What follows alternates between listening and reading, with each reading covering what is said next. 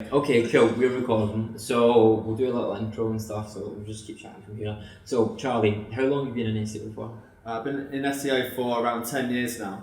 Was it all SEO, or did you start as a marketer? I started off as a digital marketing analyst, and then after a few years doing that, I got a job as a marketing manager at a national home improvements company.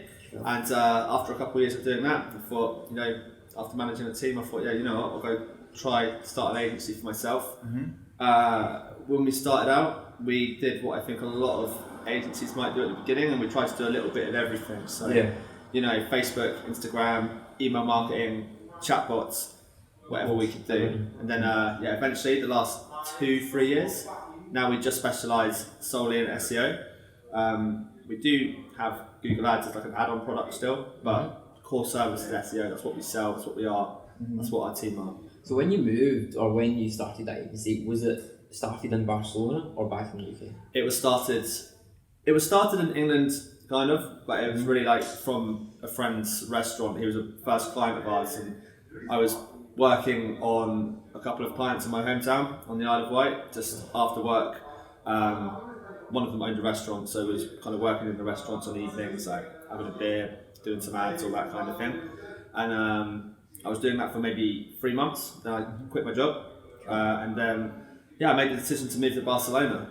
You been before, or was it just? Yeah, well, I've got family here, and I have friends here already, and it was kind of on a whim. My cousin asked me, he said, "Do you want to give it a shot? I've been here for a few months. It's great, sunshine, beers, everything else you need." So I thought, let's give it a shot. It's so nice being back. I feel like I'm at home. It's just something really nice about it.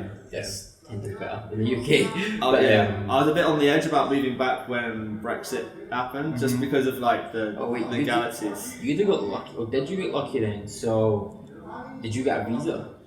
Yeah, well, I've been here for a few years now, so getting the approval process for that was easy. We've hired some people from England since, and that's been difficult, really difficult. Yeah, so they all moved out.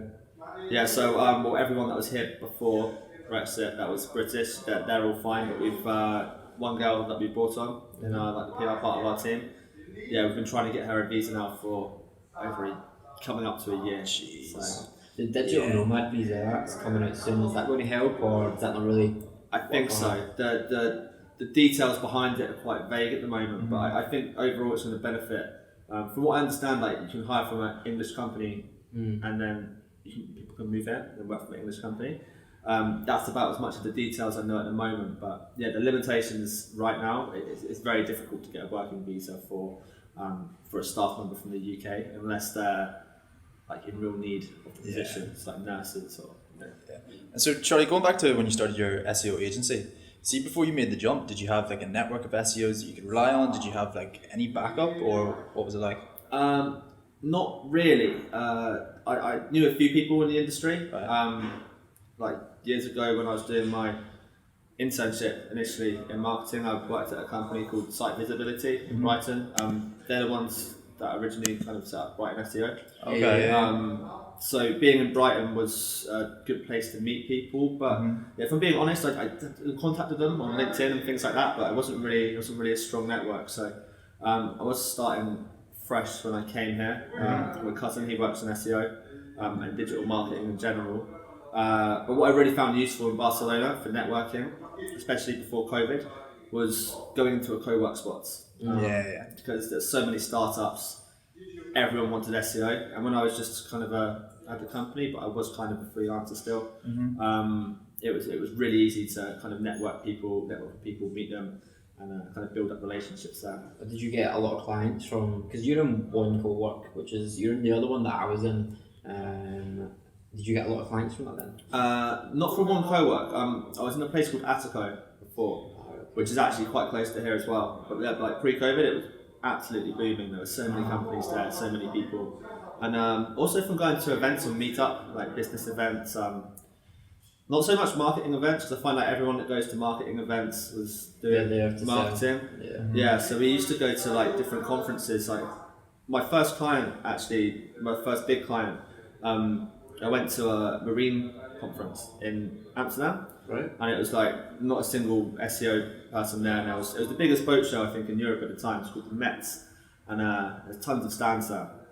I used to just go around with a laptop, find the website, Screaming Frog, point out a few issues on the website. In person. Pardon? In person. In person, yeah. Just walk around with a laptop, and just walk up and down for 3 days straight. In Amsterdam as well, so it's a real fun night out. So it was a bit of a holiday, bit of a lead hunting mission, but picked up our first client there, and he owned a yacht company in it was in the south of France. I can't remember the name of the town now, but yeah, he flew me out there and looked after me for the week and got us all on board. It's real good. It's effective. Yeah, I suppose they were not expecting an SEO pitch, so you definitely stood out. Yeah. It's a bit of a ballsy move as well, so fair enough, fair play. How many you got a lot of clients from Barcelona? Yeah, quite a lot from Barcelona. We're around a lot of Europe, so we have clients in France, UK, Spain. Yeah, Can you speak Spanish? No, it's a bit of a running joke that there's a search engine called Clutch. I don't know if you've heard of it. I've seen. So we're like the #1 SEO agency in Spain, but I don't speak Spanish. So Look, I get the same thing too. I can't. My copywriting, never mind. My English is really, really bad, and I've got a content company. Yeah. So it's the same running joke. Like I think I made a mistake. I might even call myself out here. But I used the wrong there on Twitter, and I get called out for it so much. And I just wrote the tweet really fast, and I was like, I wasn't thinking. sometimes it happens as well, right? Like we have Spanish-speaking people on the team, and it's like, and that's the whole reason why you want to be a CEO of a company, right? You want to hire people underneath you that can do the job better than you. Yeah. And it's like it's almost a benefit with the Spanish-speaking clients because I've got a lot better at it now, but especially when we were just a couple of people, I find myself not getting involved. I'm definitely not micromanaging, but definitely poking my nose into things and being like, what's going on here? Like, is this campaign going well? As you should, but like, if I don't fully know everything that's going on, then yeah, kind of trust people to get on with it. So one thing I'm really interested in is your hiring process, or at least how much you can share, because it's a big move to hire someone, never mind hire someone and then move them around the world. So that's what I'm really interested to talk to you about. Like, what is your vetting process like for that? Yeah, so again, things have changed. I think now since we've left the UK. But what we used to do, it was as simple as like setting up Facebook ads and shooting them off in cities up north or in the UK, just like in the winter, putting like pics of Barcelona and saying like, hey, SEOs, come join us. And like in regards to the vetting process, I mean, you have to. It's difficult. Like we go through the standard process. CV comes through. If we like it, have an initial call. We really one of the main ways that we choose who we hire is they need to have a basic understanding and a basic level there. But we're not going to turn people away like if they're not have years of experience. You know, we want people like SEOs. You don't need a degree for it. Like it's a lot of self-taught, a lot of theory. We just want people like at least a bit of experience. Especially for the more executive level positions, people that are willing to learn. So yeah, that's a big thing for us. We've been quite lucky with hiring. I think since we've started, maybe we've let a couple of people go throughout their probation periods, but so far it's been four years now, and no one's left. So it's good. Yeah, no, we've had no one handed notice in. Yeah, it will happen eventually. So I'll probably open up my email after this, and someone might find a new job. But you know. Yeah. So the ones that didn't make it, what sort of learning did you have from that? So the people that we had to let go early. Yeah. Yeah, I think I'll hold my hands up, and I think sometimes I've rushed applications, processes. So I know you guys are doing SEO for hire, and I think one of the big issues I have as a founder is time. For sure. And we're not big enough to have we have someone doing HR, but it's on a part-time basis and it's like ad hoc, and they don't really know what we're looking for either. You know, so it's very difficult for me to fully vet people, and sometimes I skim through it, but I think they look good, get them on board. We've rushed the interview procedure a couple of times, brought people on, and made one or two mistakes that way, and had to let people go sooner than what we would have hoped.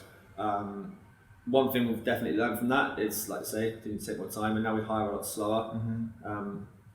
We have a few positions open at the moment, as most SEO agencies do. Yeah. But Yeah. Well, I'll share the information with you, but it's like we're taking a lot more time. And yeah, there's a lot of different things we're putting in place. Like as a small agency, like perks, we know we can't compete. Well, we're not competing with kind of like the big, The hot grip and stuff like that. like the real big ones. The real big ones back in the UK, like the iCrossings, like the Rise at Sevens, with like 100 plus staff. So our way to kind of really try and get away in the market is to offer the perks that give people the opportunity to. Barcelona's a big perk, isn't it? Yeah. I think as well that will definitely attract some interesting characters. It's a running joke actually in this, because I said like for someone to get up and move to Barcelona is quite a bold thing, and it's just because I've said it a few times now. I think I said it on my podcast, the very first one. It's just become a running joke, but it is though. Like to leave the UK takes a bit of guts, like new friends. So I think like you've got that as an advantage, but we've had some really bad interviews. People came on, their CV looks really good, and then we had a guy, and this is the tweet I misspelled there on it. He basically was a technical role, and he's like, "Oh yeah, this is a technical role. I just buy my audits off Upwork," and I was just like, "What did you should have seen Craig's face try not to laugh. No, I was like, half of it I thought he was joking with me, the other half I was like, did you just waste my time? Like, and it was just like, it was so frustrating. So you must get a lot, because if you hire the wrong person too, like it's so much money wasted. Yeah, that's the thing as well. And I think the reason why we had to get rid of some people so quickly is because like if we do realise we've made a mistake, like rather than kind of, you know what I mean, just keep trying to wait for it to rectify itself, we have to make a bit of a fast decision. And it doesn't just affect, it's not just that person who employed it, but it affects the whole team as well.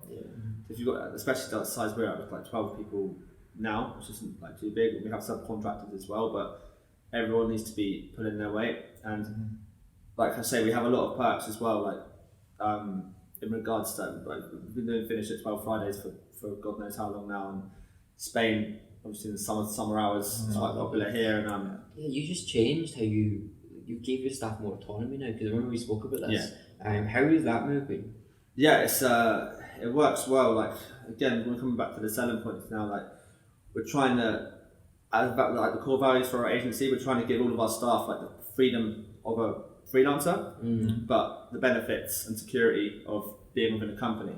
So I'm fully aware that most people on my team tomorrow could say, actually, you know what, I'm going to go be a consultant, I'm going to do this myself, which a lot of people have been doing, especially since, again, through the pandemic, everyone knows they can do it. So I think one mistake that I've noticed a lot of employers make is that they can be like, I'm the boss, I'm employing you, kind of like this is my company, but you need to realise like people are realising it now that you need, people have got options, people have always got options, and there's always a better deal on the table. So you need to make sure that you're like curating an environment that everyone's going to be happy with, and making sure you're checking in with people as well. Yeah, with the hours, what we're trying to move towards now is, because some of our team have gone to America for a bit, so we're just trying to have a set of core hours. We haven't fully set on them, and they will change depending on where people are. But say 12 till 4, 10 till 3. There'll be the core hours when everyone's online. And then around that, as long as we get the hours logged in the day and the client work's being done, then I've not got a problem with it. So we have done this from the beginning, where we give people autonomy and stuff like that. It's easier when it's content writers though, because they just have a set amount of words to do, or they have an article to do, or a brief to do. It's just that once that's done, it's done. And also you can get burnout when you're writing, so it's nice to give them a break. And obviously, if you want to take the afternoon off, it's really, really good. But when you're dealing with clients who maybe have questions all the time and stuff like that, I don't really know your clients, but I suppose quite a hard transition potentially. But it's a nice transition. I think the staff will appreciate it. Do you regret it so far, or? No. I mean, to be honest, I don't want to be working like 9 till 5 till 5 every day as well. You know what I mean? And I'm really not a fan. I've never been a fan of, just because I own the company, I can go, do you know what I mean, sit on the beach all day and do this while everyone else is working. I've never ever been in the situation. So we're trying to move something towards where everyone can move in the same direction with it. And no, I don't regret it at all. But I think actually when I messaged you some bit of advice that I took really well, and that's something that we've been doing, is that we haven't gone straight into complete flexi time.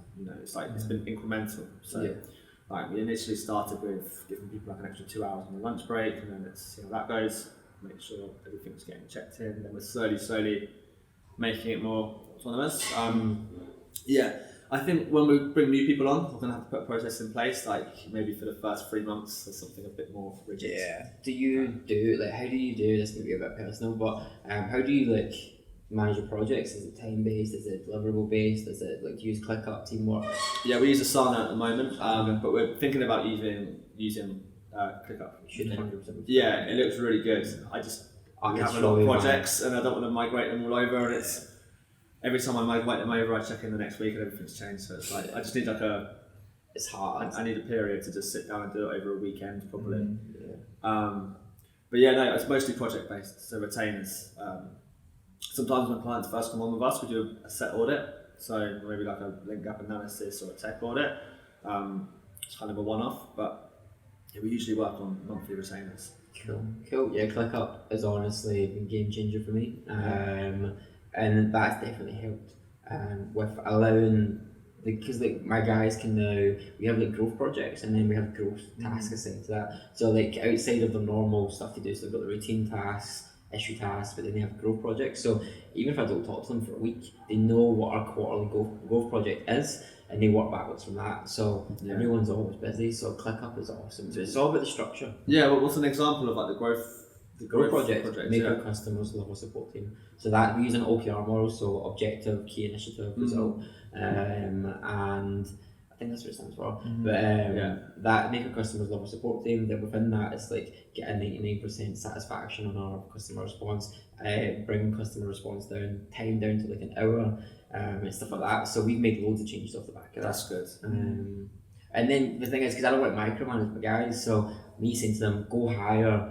XYZ or go and install this, that's like giving them the task. I want them thinking about the task they need to do, so they just look at that and they go, okay, they work back from the end goal. It's an awesome way of moving it. And it gives people a lot, you empower your staff that way, and it actually gets them thinking. It's much more enjoyable, much more fulfilling. I love ClickUp, hence why I'm getting excited. I have to try it out. It's something I've read about OKRs a lot. It's actually not something I've got personally, like what I do for business growth, but it's not something that I've rolled out across the team. I remember where I originally read the term, but I don't remember how I found it. I think it's in Scaling Up. That's it. Yeah. Scaling Up. That's where it's called. You got that book too? Yeah, it's my favourite book. Yeah, that's a good book. It's a fantastic book. Okay, so what advice do you have for businesses that want to move to Barcelona? Would you recommend it? If you're moving from the UK, now, I mean, I recommend it, but it'd be extremely difficult now. Would it? Yeah. So I'm very optimistic about a lot of things. Obviously, you have to be when you're with business. You have to kind of give it your all, but. I mean, I'd recommend it, but I just wonder what the situation would be moving here now. When the digital nomad visa comes out, I think that would be a game changer. There's just been a bit of a transitional period at the moment where, things have been a bit more difficult. But yeah, I highly recommend it. Be prepared to find yourself a good lawyer or a good admin person to deal with. Expensive to hire people now? It's not. Do you mean for the lawyers and is it expensive for the lawyers and everyone else to get someone from the UK here? I mean, it depends on the lawyer and the way they try and get you here as well. So there's a lot of different ways you can get here. So it all depends. I can't get much of an answer on that because I don't fully know myself. Okay, cool. One thing I also wanted to ask was on Twitter. Are you working on your Twitter just now? Because I feel like I see more tweets from you these days. Yeah, I've been actively using Twitter a bit more. It's picked up. Like I think I've like doubled followers in the last couple of months. I just started tweeting more. Yeah, I got all my clients from Twitter. Like we've not even done any market. We're about to start, but literally my content pile was built on Twitter. Such a good platform, especially if it's you get so much information from it. But you put up, there was a tweet about agencies, red flags and agencies that went about, and you flipped it and you made, here's some positive agencies to work at. Yeah. Can you tell us more about that? Yeah, I just remember seeing it floating about, and someone, I can't remember who sent it to me, someone sent it to me, and like, I don't know, it's just a bit, it's not the best thing to see, is it? But obviously you're going to have a read. I think everyone would be lying if we didn't have a look in it. But I started reading some of the comments and I'm like, whoa, this is like, this is dark and It's a bit harsh. And also I was thinking, if there's people that are stuck in these situations, who wants to be stuck in a toxic work environment in 2022? There's no need to do it. No. So the thought process behind that was I tried just do a green agency list, because then if people want to find an agency to work at, then hopefully I can find something on there. I made a point not to put ours on there and told everyone at the company like don't enter us, because I didn't want it to be biased. But yeah, I mean, got some good feedback. And a couple of comments from people like, I mean, Twitter can be quite negative sometimes anyway, but a couple of people private messaging me saying, oh, you should take this down, it's not right. And I'm like, well, why? Yeah, there wasn't really any answer to that. So yeah, I mean, I guess people are always have a problem with something online, aren't they? But what advice would you give to someone wanting to grow in the industry? Like how to find the right agency, or how to find an agency? yeah, if someone who wants to grow in the industry but really just better their career, like what advice would you give them? I would say like keep active on social, LinkedIn, Twitter, definitely. If it's SEO, like I've been doing it more recently, but some of the people that I follow, yeah, they've been doing they're active all the time, and it definitely drives business and definitely drives. I've been driving like job applications and everything recently, so yeah, definitely that'd be a big one for us. Yeah. I mean, do you say you get quite a lot of clients from social media, or not loads. A lot of our leads now are word of mouth and organic. Okay. So we do get some, and I've noticed since I've been posting more, and not even direct sales stuff, like just post memes or like just random stuff. Like relevant things like Tinder swindles recent, post a few memes about I've seen that one, that was funny. Yeah, it's like people like it, and it's like one thing I've noticed, especially with posting on Twitter and like posting on LinkedIn, or even when we used to run Facebook ads, sorry, some water in a sec. Should got you that with bad hosts. Yeah. Apologies. Sorry, I was going to say that we're actually doing this a lot. We were trying to find a cool place to do this. We found a cool place, but we're in a hotel lobby and the guy loves a cigarette. So I wonder if you can figure. I wonder if they can hear the background noise for the cars. I don't think so. I think it'll be alright. Yeah, because we've got the mic going front ways, so yeah. Anyway, you were saying, sorry. I think what I've noticed more is that a lot of people that see your tweets and posts, even if they don't interact with it, recognise your name. Yeah, they see it, and even if they haven't liked it or shared it or commented, they still see it. So you can still build a name. And we get sometimes leads come through, and they're like, I saw this on LinkedIn, but I'm like, we didn't like it, we didn't share it, so like they've seen it somewhere. So I think just continually posting and making movements on that side of thing, it's definitely the way to move forward if you want to grow. So, what's your advice for a business wanting to find an SEO agency? Choose us. Use you. Fair enough. Fair enough. It's a simple answer. Honestly, do your research. I would. Case studies. I think I see so much online that just looks like bullshit. You can fake case studies really easily. Yeah. So I would ask. We've always in our proposals with every case study we put forward, we always say like, if you want to talk to the client themselves, you can talk directly to the client. That's cool.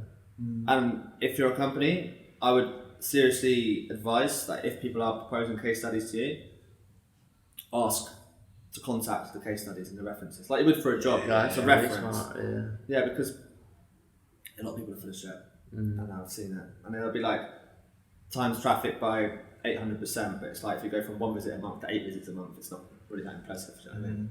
But that'd be my one big bit of advice: do your research. Everything's inflated, isn't it? Or even just pure stone. So you're moving more into digital PR, is that right? Or have you always done digital PR? I've been doing digital PR a bit more over the last year and a half. Yeah. Can we talk about link building?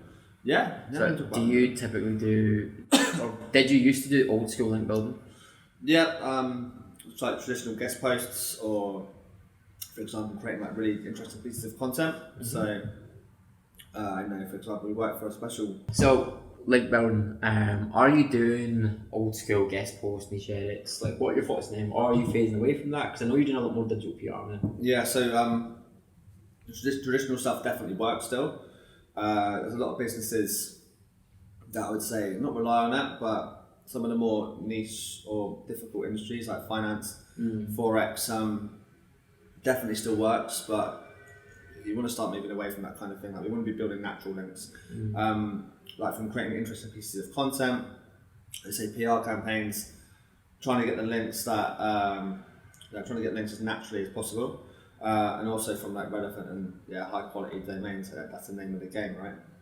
So would you be opposed to old school things like PBNs, or do you think they're done these days? Yeah, I mean, I'll be opposed to them. We don't use anything like that, but I know people that do, and I've heard of people using them still. I think they still work. Yeah.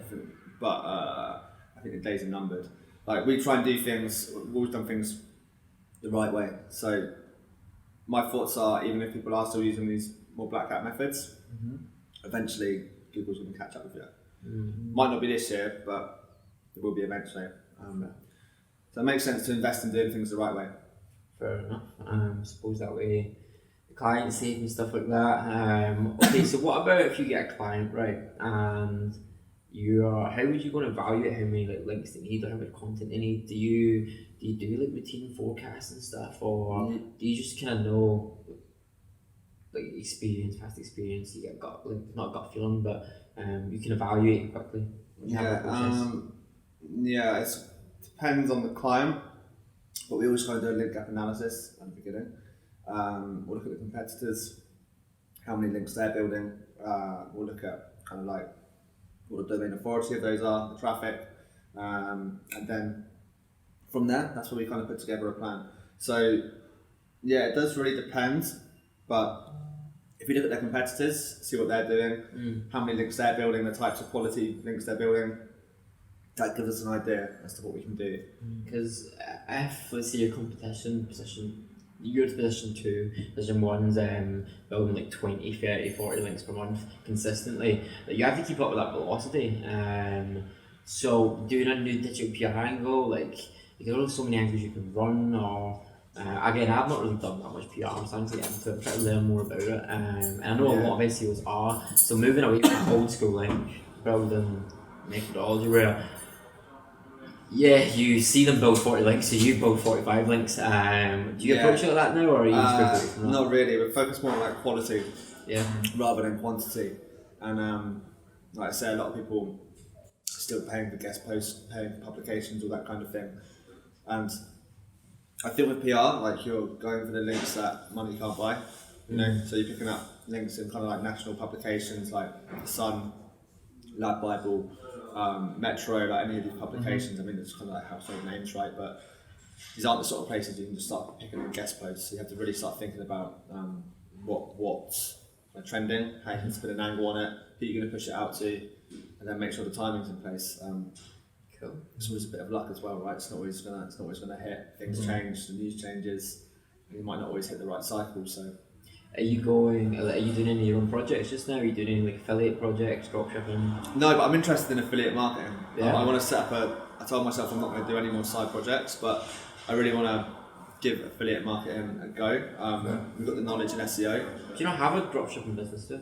No, we set up like an e-commerce store. Right. And we're just playing around with it.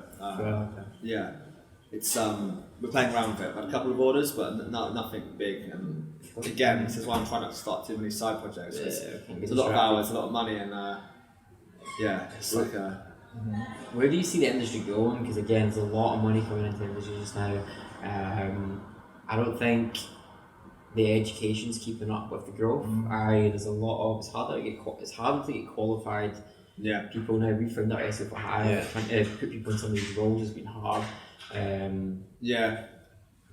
think because it's a lot of SEO is theory based. Yeah. So it's based on experience and the amount of time you spend on the campaign. So it'd be very easy for someone to spend a few months doing SEO, read, the Moz Beginner's SEO guide, do a few things, and probably talk their way through an interview. Someone who doesn't really know much about it. Say for example, like the owner of a business who just decided, okay, we need to do SEO.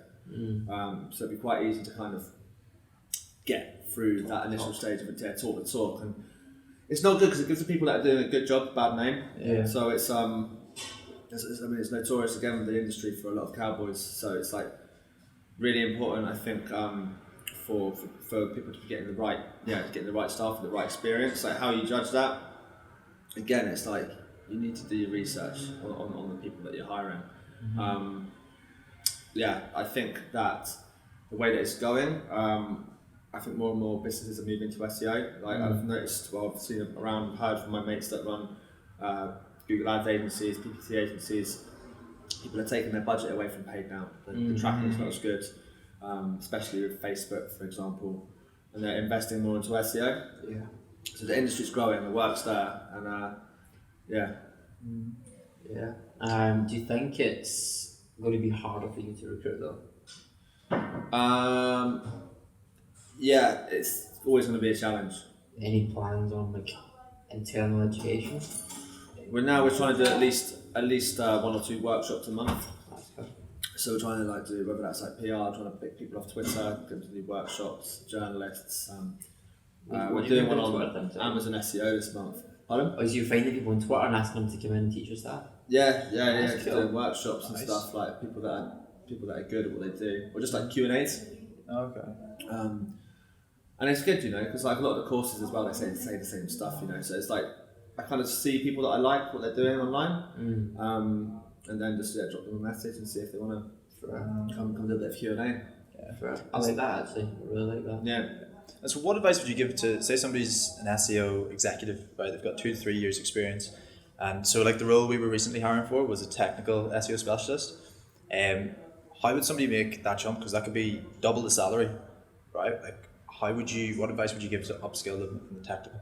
Yeah, do you mean from like a more general SEO executive? Yeah. I mean, again, I think it's about specialising in the tools. I think it's always going to be useful for someone to have a rounded knowledge of SEO, because people are always going to need a bit of help with link building, this or that, and also know what the other teams are talking about.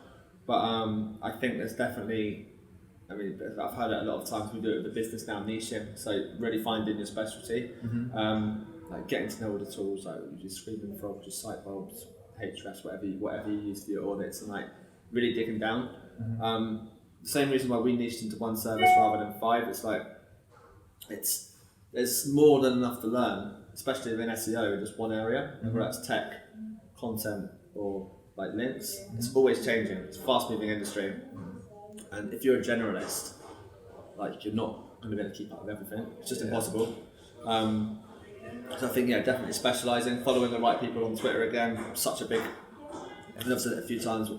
Definitely focusing on following the right people. And who do you follow? There's a few guys for tech SEO, like Ryan Stewart's quite interesting. Right, He's a SEO guy. He's the blueprint guy, isn't he? Yeah. The blueprint guy, yeah. There's a few people, I can't think off the top of my head now. I can send you a list for you to add in the comments for the Spotify. But I'll send you a few people that I've got on there. There's definitely a few. But Ryan Stewart's sort of had a few conversations with him about his program that he does, the blueprint. Personally, now I follow more like, say, agency owners and ask them. There's another guy called Jason Swank, based in the US. So how much quite a good guy to follow. No, he's good. He kind of like buys and sells agencies, and cool. He's got a good course that he does as well. So yeah, awesome. Very good. Okay, well, I thoroughly enjoyed this one. Yeah, I think it's really good. It's a pleasure. Really good. Something I've got from it, well, 2 things actually. I really liked the phone up my ex-clients, because that's how I get pretty much all my clients doing referrals. So it's a really strong sales pitch. Say, look, if you don't believe me, phone my client. So I think that's been really, really good. I'm now thinking to have an office in Barcelona. Sounds awesome. That's been really nice being back. Really nice being back. Yeah, we're down by the W Hotel now. You're done there? Oh, it's so good. Yeah, it's like palm trees, big windows. Are you not on one co-work anymore? No, I moved last week. 2 weeks ago. It's Awesome. like right on the beach, little gym outside. I'm jealous. That's I know fast. where you are actually. Was it where all the tennis courts are and stuff? A little bit further down. It's right next to W Hotel. So it's right next to W? Yeah. You know where the small outdoor gym is? Yeah. It's right behind that. I used to run by that. Like, Yeah. It's amazing. Yeah, I used to die. I used to kick it. Alright, you did box. How's the boxing doing? Yeah, good. Yeah. I've been going for like maybe 4 years now, so I've been trying to take it a bit easy. I started jiu-jitsu this year. So Did it's you? a bit of a new challenge, yeah. How are you finding that? It's good. It's definitely a challenge. Yeah? Yeah, I thought like you might be able to, I'm a bit scared overcome of people. jiu-jitsu. Just don't like the idea of people bending my arms in weird ways. And then you like got once some ass in your face. But it's I thought it would be a challenge, But it's very strategic. Like, I like the idea, but at the same time, I've got so many broken bones. Like obviously the field now, but I'm just so conscious of someone accidentally popping something. I mean, I'm still like stick to my running. That's a big one. That's what's great being down there as well. Go for a run at lunch, jump in the sea. That's brilliant. Yeah, man. We used to do from Bodie B to the bottom of the W and back, and that was 5 kilometers. Yeah. And we'd sprint the last bit, and I mean, we would be dead. But yeah. You ever seen the chicken shop dates? Yeah. Have you seen it? Yeah, I've seen it. I mean, there's this girl called Amelia that does that chicken shop dates, takes all like the famous rappers and stuff on it. But we should do a Bodie B, not date, but Bodie B podcast. That's actually a good idea. Yeah, that place is good. I love Bodie B. There's another guy that does it for the MMA. It's called Food Truck Diaries, I think. Oh, so he goes to like different food trucks. Or maybe you could do it at different cafes in Barcelona. Season 3. Who do you think we should get on season 3? Oh, good question. Technical SEO. I'm a big fan of Jerry White. I follow him. I'm not sure who he works for now. He used to work at Rise at 7, but I follow quite a lot of his stuff, and I've heard really good things about him. I think he's a bit of like, from what I've heard, known personally, so I'm not going to speak for him, but a bit of the godfather of tech SEO. So That's a big statement, yeah. Well, I will reach out. Thank you very much for coming on the podcast. Thanks a lot. It's been a pleasure.